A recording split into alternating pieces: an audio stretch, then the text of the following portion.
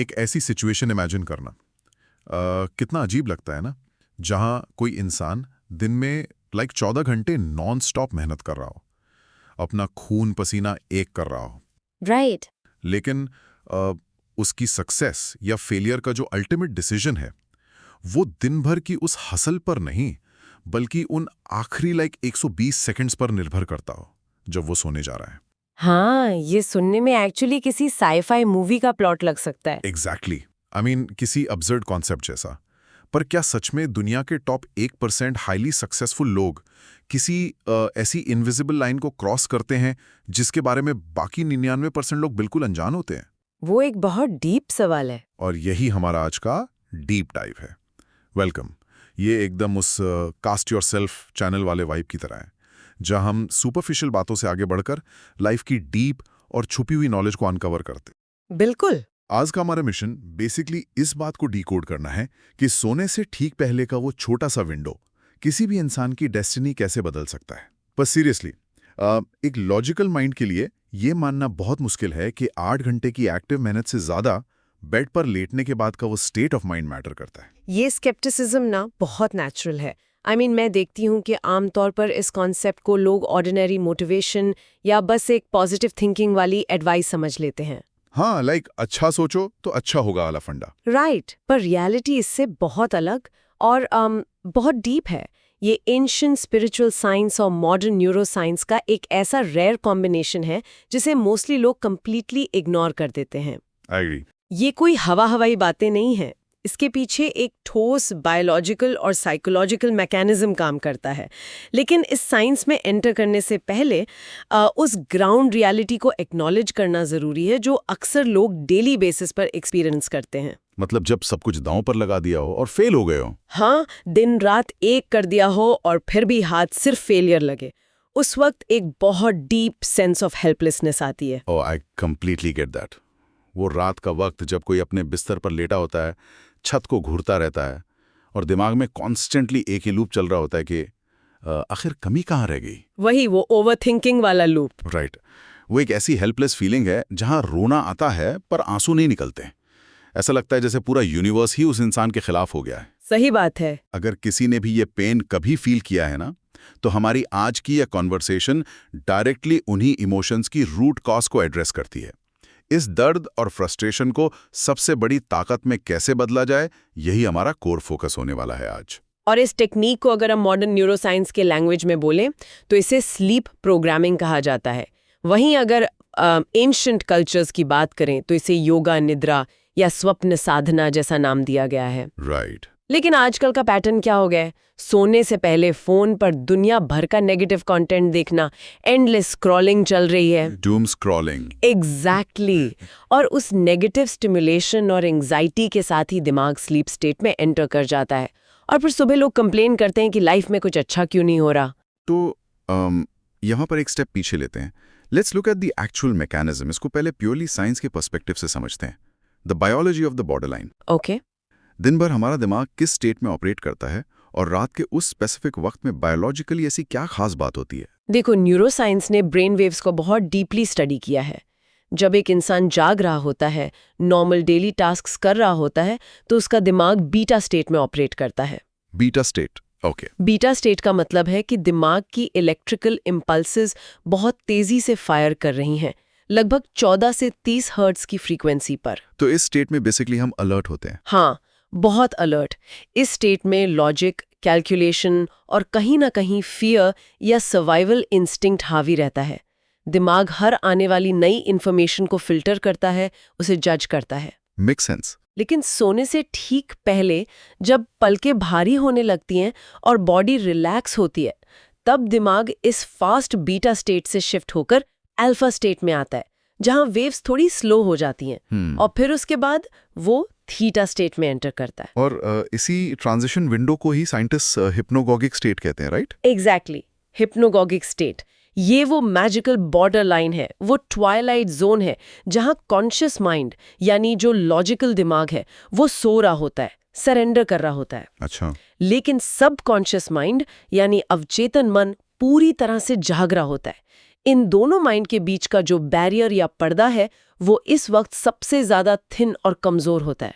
Oh wow. तो beta state वाला filter हट गया। बिल्कुल, बीटा स्टेज में जो फिल्टर लगा था वो अब हट चुका है। इस वक्त जो भी आखिरी थॉट या कमांड दिमाग में होती है, सबकॉन्शियस माइंड उसे एक स्ट्रिक्ट ऑर्डर मान लेता है और उस पर बिना किसी लॉजिक के काम करना शुरू कर देता है। ये कॉन्सेप्ट एक्चुअली बहुत इंटरेस्टिंग है। मतलब अगर इसको सिंपल वर्ड्स में एक एनालॉजी के थ्रू समझें तो ये ऐसा है जैसे दिन भर दिमाग का एक बहुत स्ट्रिक्ट सिक्योरिटी गार्ड, जो कि हमारा लॉजिक है, वो मेन दरवाजे पर खड़ा है। सही एग्जाम्पल है ना? वो गार्ड किसी भी नई या अजीब इन्फॉर्मेशन को अंदर जाने ही नहीं देता, तुरंत रिजेक्ट कर देता है। लेकिन सोने से ठीक पहले वो सिक्योरिटी गार्ड छुट्टी पर चला जाता है और उस पर्टिकुलर विंडो में सीधे बॉस के कैबिन में यानी सबकॉन्शियस माइंड में डायरेक्ट एंट्री मिल जाती है। ये एकदम परफेक्ट एनालॉजी है, पर इसमें एक बहुत बड़ा रिस्क भी है। कैसा रिस्क? अगर बॉस के कैबिन का दरवाजा खुला है और सिक्योरिटी गार्ड नहीं है तो कोई भी नेगेटिव थॉट या डर भी तो वहां इजीली एंटर कर सकता है ना। राइट। और आजकल मोस्टली लोग यही कर रहे हैं। Right, that makes total sense. और अगर वो दरवाजा खुला है तो उसमें गार्बेज भी जा सकता है और गोल्ड भी। और मैंने इस रिसर्च में पढ़ा था कि हिस्ट्री के सबसे बड़े जीनियसेस इस ओपन डोर का डेलिबरेटली फायदा उठाते थे। थॉमस एडिसन और एल्बर्ट आइंस्टाइन का एग्जाम्पल इसमें बहुत स्ट्राइकिंग है। हाँ, एडिसन का पैटर्न तो बहुत ही वेल डॉक्यूमेंटेड है। वो अपनी सबसे कॉम्प्लेक्स मैकेनिकल या साइंटिफिक प्रॉब्लम्स का सल्यूशन इसी हाइप्नोगोगिक स्टेट में ढूंढते थे। कैसे? एडिसन एक आरामदायक कुर्सी पर बैठते थे, अपने एक हाथ में एक हैवी आयरन बॉल पकड़कर सोते थे और उनके हाथ के ठीक नीचे जमीन पर एक मेटल की प्लेट रखी होती थी। वेट, आयरन बॉल और मेटल प्लेट, ये तो बहुत एक्सट्रीम लग रहा है। ये एक डिलिब्रेट हैक था एक्चुअली। जैसे ही एडिसन गहरी नींद की तरफ पड़ते, यानी उनका दिमाग जैसे ही थीटा स्टेट में एंटर करने लगता, उनकी मसल्स नेचुरली रिलैक्स हो जाती और ग्रिप छूट जाती होगी। एग्जैक्टली, मसल्स रिलैक्स होते ही हाथ से ग्रिप छूट जाती और वो हैवी आयरन बॉल सीधे उस मेटल प्लेट पर गिरती। एक बहुत जोर की आवाज होती जिससे वो तुरंत झटके से जाग जाते। Oh my God.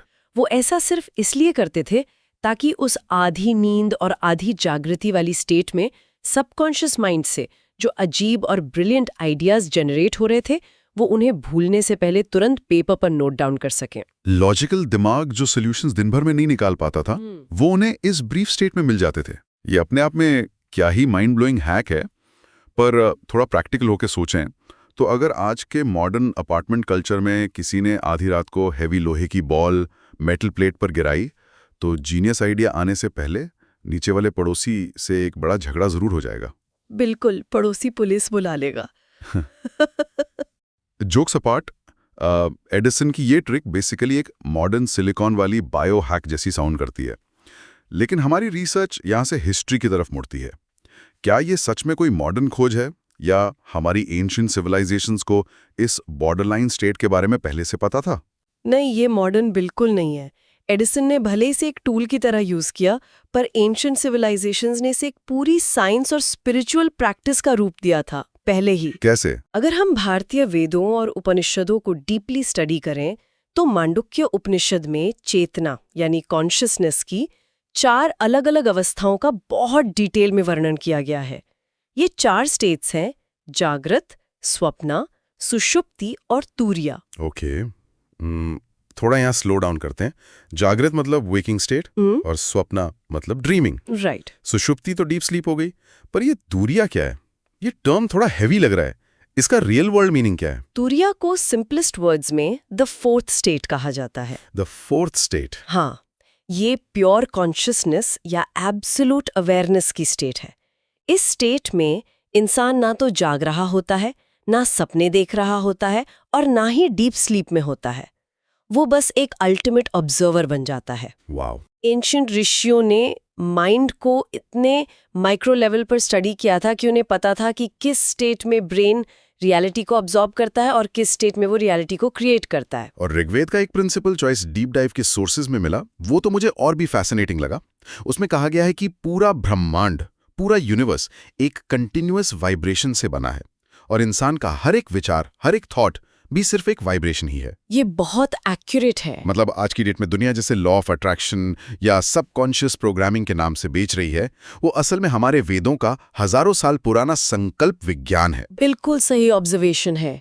संकल्प का मतलब ही एक क्लियर और पावरफुल इंटेंशन सेट करना होता है। राइट? जब सोने से पहले किसी विचार को एक स्पेसिफिक फ्रीक्वेंसी पर होल्ड किया जाता है तो वो एक्चुअली कॉस्मिक इंटेलिजेंस यानी ब्रह्मांडीय चेतना के साथ सिंक हो जाता है।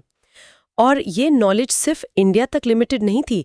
एंशिएंट इजिप्ट में बाकायदा स्लीप टेम्पल्स बनाए गए थे। Wait, sleep temples? Temples specifically for sleeping, ये मैकेनिकली कैसे काम करते थे? एंशिएंट इजिप्ट में लोग मीलों का सफर तय करके इन टेम्पल्स में आते थे। वहाँ का एनवायरनमेंट पर्पसफुली डिजाइन किया जाता था। एकदम अंधेरा, स्पेसिफिक हर्ब्स की खुशबू और प्रीस्ट्स एक रिदमिक चैंटिंग करते थे ताकि एक हिप्नोटिक स्टेट इंड्यूस हो सके। ओह, ओके। एक माहौल बनाया जाता था पूरा। हाँ, इन टेम्पल्स में लोग अपनी फिजिकल बीमारियों और डेली लाइफ की कॉम्प्लेक्स प्रॉब्लम्स का इलाज ढूंढने के लिए एक स्पेसिफिक इंटेंशन के साथ सोने जाते थे। वो समझते थे कि सेंसरी डेप्रिवेशन से कॉन्शियस माइंड सरेंडर कर देता है और नींद के दौरान आत्मा या सबकॉन्शियस माइंड हायर विजडम से सीधा संवाद कर सकता है। अमेजिंग। और यही सेम कॉन्सेप्ट ग्रीक फिलॉसफी में भी इंक्यूबेशन के नाम से एग्जिस्ट करता था।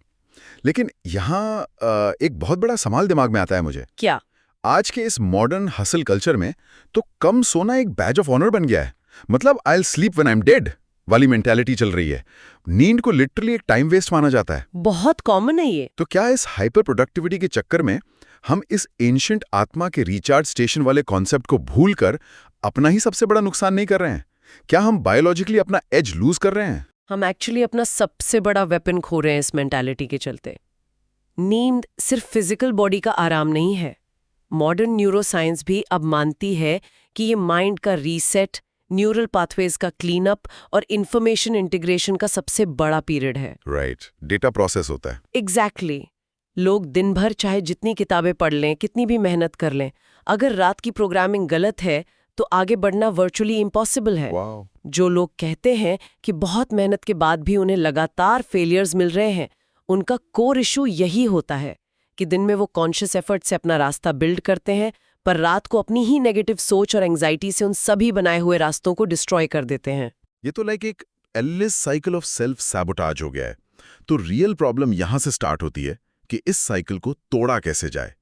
अब जब हमें इसकी साइंस और हिस्ट्री दोनों समझ आ गई है, तो आते हैं उस मुद्दे पर जिसका प्रैक्टिकल एप्लीकेशन हो सके। The core practice. एग्जैक्टली। ये सुप्रीम टेक्निक आखिर फिजिकली काम कैसे करती है? इस पावरफुल टेक्निक का रूट हमें विज्ञान भैरव तंत्र में मिलता है। इसमें भगवान शिव माता पार्वती को धारणाओं के माध्यम से शून्य यानी एब्सोल्यूट जीरो में उतरने का रास्ता बताते हैं। ओके, सो प्रैक्टिकली क्या करना होता है? इसका प्रैक्टिकल फॉर्मेट ये है, सोने से ठीक पहले जब आप बिस्तर पर लेटे हों तो शरीर को पूरी तरह से ढीला छोड़ना होता है। इसे योग में शवासन कहते हैं। यहाँ टारगेट ये होता है कि शरीर पूरी तरह सो जाए, बिल्कुल नम्ब हो के फील होने लगे, पर दिमाग की एक सटल अवेयरनेस जागृत रहे। ओके, तो बॉडी कंप्लीटली रिलैक्स्ड है, एकदम हैवी फील हो रही है और माइंड अलर्ट है। इस फिजिकल रिलैक्सेशन के बाद का क्या स्टेप होता है? जैसे ही सांसें शांत होने लगें और दिमाग स्लो डाउन हो जाए, उस वक्त अपने अंदर एक सवाल लाना होता है। वो एक अकेला सवाल जिसका जवाब लाइफ में उस वक्त सबसे ज्यादा जरूरी है। कैसा भी सवाल? ये किसी करियर मूव से जुड़ा हो सकता है, किसी उलझे हुए रिलेशनशिप का हो सकता है, या इवन क्रॉनिक हेल्थ इश्यूज का। लेकिन यहाँ पर एक बहुत बड़ा कैच है। ये वो पॉइंट है जहां 99% लोग एक क्रिटिकल गलती कर बैठते हैं। किस तरह की गलती? क्या सवाल गलत पूछते हैं वो? नहीं, सवाल ठीक होता है। गलती ये होती है कि लोग सवाल दिमाग में लाने के बाद खुद ही अपने लॉजिकल दिमाग से उसका जवाब ढूंढने लगते हैं। ओह, लॉजिक लगाने लगते हैं। हाँ, सोचने लगते हैं ये कैसे होगा, वो क्या रिएक्ट करेगा, शायद कल मुझे ये ईमेल करनी चाहिए। ये एनालिटिकल प्रोसेसिंग बिल्कुल नहीं करनी है। अपने लॉजिकल माइंड को कंप्लीटली शट डाउन करना है। तो बेसिकली उसको बस एक थॉट की तरह रखना है। उस सवाल को बस मन में रखना है, जैसे किसी अंधेरे कमरे में एक छोटी सी फ्लैशलाइट ऑन कर दियो। होल्ड ऑन, यहाँ मुझे थोड़ा पुशबैक देना पड़ेगा एक्चुअली। ये पूरा प्रोसेस थोड़ा टॉक्सिक पॉजिटिविटी या मैजिकल थिंकिंग जैसा साउंड नहीं कर रहा? ऐसा लग सकता है शुरू में। अगर कोई इंसान सच में फाइनेंशियली बहुत स्ट्रगल कर रहा है, अगले हफ्ते रेंट देना है, तो बस बेड पर लेटकर एक सवाल पूछ लेने से और बिना कुछ सोचे सो जाने से अगले दिन उसके बैंक अकाउंट में पैसे तो नहीं आएंगे ना? इसके पीछे का एक्चुअल साइकोलॉजिकल या न्यूरल शिफ्ट क्या है? ऐसे मिरेकल्स कैसे हो सकते हैं? मैं समझती हूँ ये बहुत वैलिड और इम्पोर्टेंट काउंटर क्वेश्चन है, पर ये मैजिकल थिंकिंग या ख्याली पुलाव पकाना बिल्कुल नहीं है। यहाँ एक्चुअल न्यूरल पाथवेज का मैकेनिज्म काम कर रहा है। ओके, कैसे? जब एक सवाल दिमाग में लाया जाता है और बिना लॉजिक लगाए उसको छोड़ दिया जाता है, तो उस वक्त हम साक्षी भाव या विटनेस कॉन्शियसनेस की स्टेट में आ जाते हैं। ये साक्षी भाव थोड़ा फिलोसॉफिकल टर्म लग रहा है। क्या इसका सिंपल मतलब ये है कि अपने ही दिमाग में चलने वाले आइडियाज को एक थर्ड पार्टी ऑब्जर्वर की तरह देखना, बिना उसमें उलझे? एग्जैक्टली, बिना किसी जजमेंट और बिना किसी बेचैनी के उस सवाल को ऑब्जर्व करना। ये ठीक भगवत गीता के उस लेसन जैसा है जहां श्री कृष्ण कहते हैं कि कर्म फल की चिंता किए बिना कर्म करो। राइट। यहाँ हमारा कर्म सिर्फ उस सवाल को प्लांट करना और सो जाना है। और यहाँ पर साइकोलॉजी का एक बहुत सॉलिड फ्रेमवर्क एक्टिवेट होता है जिसे ज़ेगार्निक इफेक्ट कहते हैं। ओ, ज़ाइगार्निक इफेक्ट। इस कॉन्सेप्ट की तो पूरी एक अलग ही डीप डाइव बन सकती है, जिसका बेसिक रूल ये है कि ह्यूमन ब्रेन अधूरी चीजों या इनकम्प्लीट टास्क्स को हमेशा ज्यादा डीपली याद रखता है। बिल्कुल। कभी नोटिस किए कि अगर किसी गाने की सिर्फ आधी लाइन आप सुन लें और वो बंद हो जाए, तो वो गाना पूरा दिन दिमाग में घूमता रहता है। ओह यस, बहुत अनोइंग होता है। या किसी से बहस होती है और बात अधूरी रह जाती है, तो दिमाग दिन भर वही एनालाइज करता रहता है। ब्रेन को क्लोजर चाहिए होता है। जब कोई इंसान बिना जवाब ढूंढे एक इनकम्प्लीट क्वेश्चन के साथ डीप स्लीप में जाता है, तो दिमाग पूरी रात उस टास्क पर सबकॉन्शियसली परफॉर्म करता रहता है। तो प्रोसेसर ऑन रहता है एक तरह से। बिल्कुल। बिलियंस ऑफ न्यूरॉन्स आपस में नए कनेक्शंस बनाते हैं। पास्ट का सारा डीप डेटा स्कैन होता है। सबकॉन्शियस माइंड उन हिडन मेमोरीज और पैटर्न्स को कनेक्ट करके एक ऐसी यूनिवर्सल इंटेलिजेंस से जुड़ता है जिसे वेदों में हिरण्यगर्भा कहा गया है। एक मिनट, हिरण्यगर्भा, ये टर्म फिर से थोड़ा हैवी हो गया। इसको थोड़ा अनपैक करते हैं। वेदों में हिरण्यगर्भा का अर्थ है वो सुनहरा गर्भ, या आसान शब्दों में समझे तो वो यूनिवर्सल नॉलेज बैंक जहां इस यूनिवर्स के हर एक सवाल का जवाब पहले से मौजूद है। A kind of cosmic cloud storage. Right. जब कॉन्शियस दिमाग सो रहा होता है, तब अवचेतन मन उस यूनिवर्सल डेटा बैंक को एक्सेस करता है। इसकी पावर इतनी इंटेंस होती है कि अक्सर अगले दिन सुबह उठते ही अचानक से दिमाग में एक ऐसी चिंगारी उठती है, एक ऐसा ब्रिलियंट आइडिया आता है जो पहले कभी नहीं आया था, जिसे मॉडर्न वर्ल्ड में हम एपिफनी या आहा मोमेंट कहते हैं। ओके, तो अगर इस ज़ाइगार्निक इफेक्ट पर सबकॉन्शियस माइंड के इस खेल को मैं एक ओरिजिनल एनालॉजी में समराइज करूं, तो ये ऐसा है जैसे हमने अपने स्मार्टफोन में बैकग्राउंड में कोई बहुत हैवी ऐप खुला छोड़ दिया हो। स्क्रीन ऑफ हो चुकी है, फोन लॉक्ड है, लेकिन प्रोसेसर अभी भी बैकग्राउंड में डेटा क्रंच कर रहा है और बहुत हैवी प्रोसेसिंग कर रहा है। और लगातार प्रोसेसिंग कर रहा है। बस फर्क यह है कि यहाँ पर वो हमारी लाइफ की सबसे बड़ी प्रॉब्लम्स को क्रंच कर रहा है। ये एब्सोल्युटली स्पॉट ऑन है, और यही काम यूनिवर्सल स्केल पर भी होता है। ये बिल्कुल इंटरनेट के गूगल सर्च जैसा भी लगता है। हमने सर्च बार में अपना सवाल टाइप किया और एंटर दबा दिया। अब एंटर दबाने के बाद हम ये पैनिक नहीं करते कि गूगल के सर्वर्स कहाँ रखे हैं, ऑप्टिकल फाइबर केबल समुद्र के नीचे डेटा कैसे ट्रांसमिट कर रही हैं, या उनका एल्गोरिदम किस तरह काम कर रहा है। हमको रिजल्ट मिल जाता है बस ट्रस्ट करते हैं और रिजल्ट का वेट करते हैं। सोने से पहले के वो 2 मिनट एक्चुअली दिमाग का वही एंटर बटन है। सही कहा। और ये कोई मिस्टिसिज्म नहीं है, एक तरह की अप्लाइड क्वांटम फिजिक्स और साइकोलॉजी है। जब फ्रीक्वेंसी सेट हो जाती है, तो हमारा दिमाग उन अपॉर्चुनिटीज को फिल्टर करने लगता है जिन्हें वो पहले इग्नोर कर रहा था। इसलिए सुबह आंसर्स ऑर्गेनिकली मिलते हैं। ये सब सुनने में बहुत इंस्पायरिंग लगता है यार। लगता है जैसे दुनिया का सबसे बड़ा चीट कोड मिल गया हो आज। लेकिन इस डीप डाइव के नोट्स में एक डेंजर जोन भी हाईलाइट किया गया है, द ट्रैप। हाँ, ये सबसे इंपॉर्टेंट हिस्सा है। अगर ये एंटर बटन इतना ही सिंपल और एक्सेसिबल है, तो फिर दुनिया का हर इंसान सक्सेसफुली अपने प्रॉब्लम सॉल्व क्यों नहीं कर लेता? ऐसा क्या लूप होल है जहां लोग फंस जाते हैं? वो लूप होल आता है इंसान की अपनी इमोशनल प्रोग्रामिंग और डर से। ये टेक्निक जितनी ज्यादा सेंसिटिव है, उतनी ही पावरफुल भी है। सबकॉन्शियस माइंड वर्ड्स से ज्यादा आपके अंडरलाइन इमोशंस, फियर और डाउट को जल्दी कैच करता है। मतलब हम बोल कुछ और रहे हैं और फील कुछ और कर रहे हैं। एग्जैक्टली। उपनिषदों में इसके लिए एक बहुत गहरी और क्लियर लाइन आती है, भावो ही विद्यते देवा। जिसका सरल अर्थ ये है कि भावना में ही यानी हमारी कोर फीलिंग में ही देवता का वास है। इसका सीधा सा मतलब ये हुआ ना कि अगर सवाल पूछते वक्त दिल में थोड़ा सा भी डर या डाउट है कि क्या पता ये काम करेगा या नहीं, तो एक्चुअली में हम यूनिवर्स को एक टोटली कंफ्यूज सिग्नल भेज रहे हैं।